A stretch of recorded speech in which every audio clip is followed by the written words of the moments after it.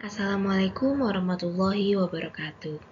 Perkenalkan, saya Syifa Fauzia dari Kampus D ingin mempresentasikan tentang paradigma dalam studi administrasi negara dari modul ketiga. Topik yang pertama adalah paradigma administrasi merupakan suatu teori dasar atau ontologi administrasi dengan cara pandang yang relatif fundamental dari nilai-nilai kebenaran, konsep, dan metodologi serta pendekatan-pendekatan yang dipergunakan. Perubahan paradigma disebabkan oleh perkembangan pemikiran para ilmuwan administrasi atas bantahan-bantahan karena keraguan kebenaran yang dikandungnya itu telah mengalami pergeseran makna. Perkembangan paradigma administrasi sebagaimana dikemukakan oleh Nicholas Henry terbagi atas 5 perkembangan paradigma, yaitu paradigma 1 dikotomi politik administrasi, paradigma kedua prinsip-prinsip administrasi publik, paradigma ketiga administrasi publik sebagai ilmu politik, paradigma keempat administrasi publik sebagai ilmu administrasi, dan paradigma yang kelima administrasi publik sebagai administrasi publik.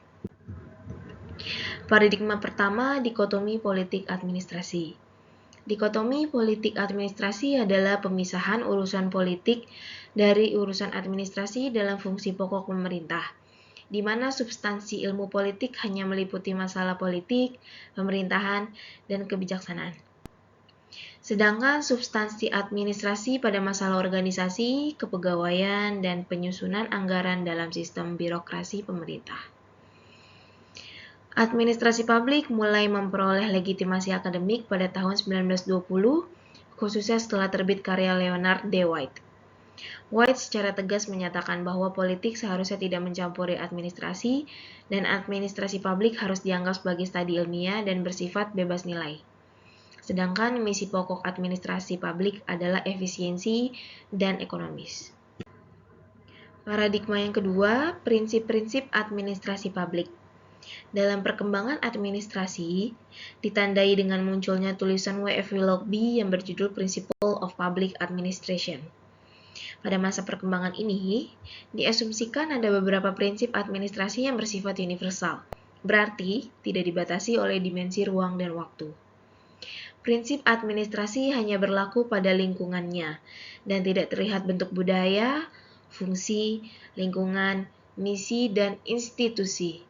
Sehingga prinsip administrasi itu dapat diterapkan di mana saja, baik di negara maju maupun di negara sedang berkembang. Tokoh-tokoh dalam periode ini antara lain adalah Mary Parker Follett, Henry Fayol, James Demany, and Alan C. Riley. Paradigma ketiga adalah administrasi publik sebagai ilmu politik. Periode ini dianggap sebagai upaya untuk meninjau kembali segala jalinan konseptual antara administrasi publik dan politik. Studi administrasi publik ditandai oleh ketiadaan kerangka kerja intelektual, bahkan administrasi publik dianggap sebagai bidang studi yang mengalami kemerosotan spiral. Antara tahun 1960 hingga 1970, hanya 4% dari seluruh artikel pada 5 jurnal ilmu politik terkemuka yang menyangkut administrasi publik. Pada tahun 1962, administrasi publik tidak dimasukkan sebagai subbidang ilmu politik dalam laporan American Political Science Association. Pada 1960, ada usaha serius dari Comparative Administration Group atau CAG untuk memperbaiki landasan epistemologi administrasi publik. Paradigma yang keempat adalah administrasi publik sebagai ilmu administrasi. Tokoh administrasi publik mulai mencari alternatif lain untuk menjadikan administrasi sebagai ilmu. Opsi manajemen atau yang disebut ilmu administrasi umum merupakan alternatif yang sehat bagi sejumlah besar sarjana administrasi publik. Sebagai suatu paradigma, manajemen menyediakan suatu fokus, bukan lokus. Istilah ilmu administrasi di sini diartikan sebagai segala studi di dalam teori organisasi dan manajemen. Teori organisasi yang semula dikembangkan oleh para psikolog, sosiolog, dan para ahli administrasi niaga, serta para ahli administrasi publik diangkat untuk lebih memahami perilaku organisasi.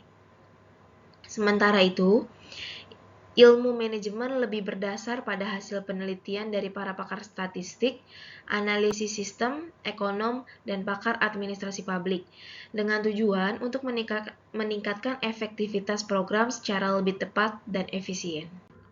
Paradigma yang kelima adalah administrasi publik sebagai administrasi publik. Komunitas akademik maupun praktisi administrasi publik terus meningkatkan kepercayaan diri pada administrasi publik di penghujung tahun 1960-an.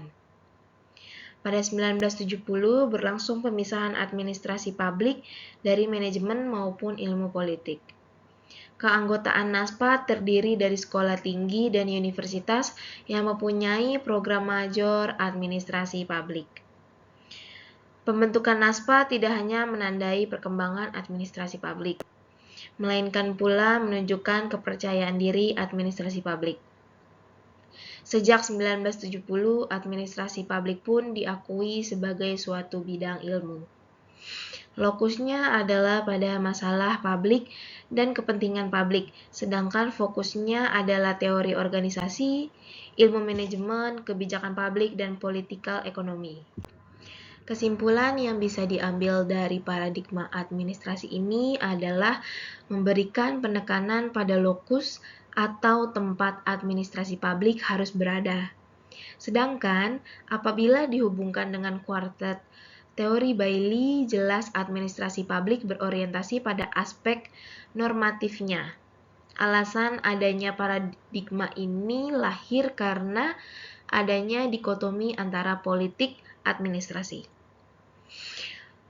Paradigma ini ditandai penekanan pada fokus, yaitu teori organisasi dan prinsip-prinsip administrasi, namun tidak ada jelas tentang penekanan pada lokusnya.